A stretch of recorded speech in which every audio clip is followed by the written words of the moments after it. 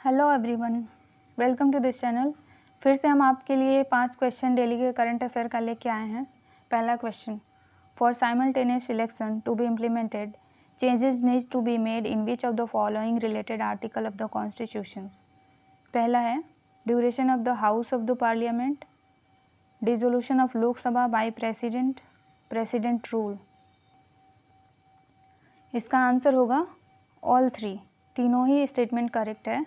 जो इलेक्शन होता है, वन नेशन वन इलेक्शन अगर होता है तो उसका मतलब ये होता है कि जो लोकसभा का इलेक्शन है, स्टेट लेजिस्लेशन का इलेक्शन है, वो दोनों एक साथ होगा। एक साथ का मतलब ये नहीं कि एक ही दिन में सारे इलेक्शन हो जाने हैं, वो अलग अलग फेज़ में हो सकता है, 4-5 फेज़ में हो ऐसे इलेक्शन होगा, लेकिन दोनों एक साथ होगा। अभी अलग अलग होता है तो उससे है कि उसमें क्या क्या अमेंडमेंट करना पड़ेगा। तो सबसे पहले तो duration of the house of parliament, parliament का ड्यूरेशन कितना होगा, अगर नो कॉन्फिडेंस मोशन हो जाता है तो क्या होगा। उसके बाद डिज़ोल्व हो जाता है, अगर पार्लियामेंट डिज़ोल्व हो जाता है, प्रेसिडेंट अगर डिज़ोल्व करते हैं तो उसके बाद क्या होगा। तो इन सब चीज़ों में अमेंडमेंट लाना पड़ेगा। और अगर प्रेसिडेंट रूल लगता है तो जैसे कि आर्टिकल मेंशन कर देती हूँ मैं। प्रेसिडेंट रूल लगता है आर्टिकल 356, अगर प्रेसिडेंट रूल लग जाता है तो फर्दर आगे क्या होगा, इलेक्शन दोबारा होगा। अगर दोबारा होगा तो फिर वो एक साथ कैसे होगा। अगर किसी 3 स्टेट 4 स्टेट में अगर प्रेसिडेंट रूल लग जाता है तो फिर उनका क्या होगा। और article 83 deals with duration of house of parliament, तो आर्टिकल 83 भी चेंज करना पड़ेगा।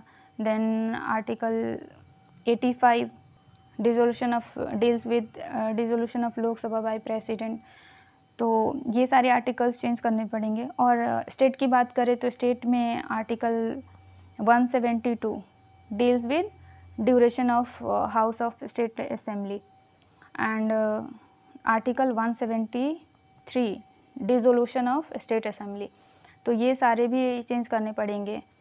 तो ये तीनों ही करेक्ट है। नेक्स्ट क्वेश्चन देख लेते हैं अभी। ये सॉल्यूशन है, आप पढ़ लेंगे इसका। Question number 2, consider the following statement regarding estimate committee. It suggest alternative policies in order to bring about efficiency in administrations. It estimate the budget before it is voted by parliament. It can't question the policy laid down by parliament. तो आप answer बताएंगे। इसके 2 statement correct होंगे। Second number सही नहीं है। It suggest alternative policy, ये policies वगैरह बनाता है या एस्टिमेट सजेशन देता है, तो पहला स्टेटमेंट तो सही है, पहला करेक्ट है। दूसरा है कि बिफोर, ये estimates the budget before it's voted by parliament, नहीं, ये एक बार हो जाता है तब उसके बाद एस्टिमेट करता है, तो इसलिए इसको पोस्टमार्टम बोलते हैं। एस्टिमेट कमेटी को पोस्टमार्टम प्रोसेस बोलते हैं। It can't question the policy laid down by parliament, yes this is correct, this one is incorrect, क्योंकि ये बाद में करता है, बिफोर नहीं करता। ये इसका एक्सप्लेनेशन है, आप पढ़ लेंगे। Question number third, the first law commission was established under the chairmanship of Lord Macaulay, which recommended codification of the Penal Code and Criminal Procedure Code by the Charter Act 1833, Government of India Act 1935, Law Commission Act 1967, Government of India Act 1919। बताएंगे answer. इसका answer होगा charter act 1833। सबसे पहले जो law commission बना था वो 1834 में बना था, charter act according to charter act of 1833। और लॉर्ड मैकॉले तब गवर्नर जनरल थे और इसके चेयरमैन भी थे इस कमेटी के। First law commission of independent India का 1955 में बना था, जिसके अटॉर्नी जनरल ऑफ इंडिया उस टाइम थे स्टीलवॉर्थ, एंड इट्स चेयरमैन भी वही थे। Question number 4, the writs quo warranto can be issued to address which of the following? If a lower court has absurd illegal jurisdiction, if an official is not doing her duties properly, if someone has been detained illegally, if a legislator holds such office which makes him ineligible to become an MP। Answer बताएंगे आप इसका। इसका answer होगा D. ये illegal कोई भी post, अगर government post है या पब्लिक पोस्ट है, तो अगर इलीगल है, आप उसके लिए एलिजिबल नहीं हो और वो पोस्ट आप होल्ड करते हो, तो सुप्रीम कोर्ट या हाई कोर्ट रिट्स जारी कर सकता है उसके लिए और उस सीट को वैकेंट कर सकता है। ये सॉल्यूशन है, पढ़ लेंगे आप उसका। Question number 5, consider the following statement regarding governor legislative powers. Governor के लेजिस्लेटिव पावर्स क्या होते हैं, वो स्टैटिक पोर्शन में तो होता ही है, आप बताएंगे। पहला स्टेटमेंट है, if A bill pass by state legislature endangers the position of a state high court, the governor must reserve the bill for consideration of precedent.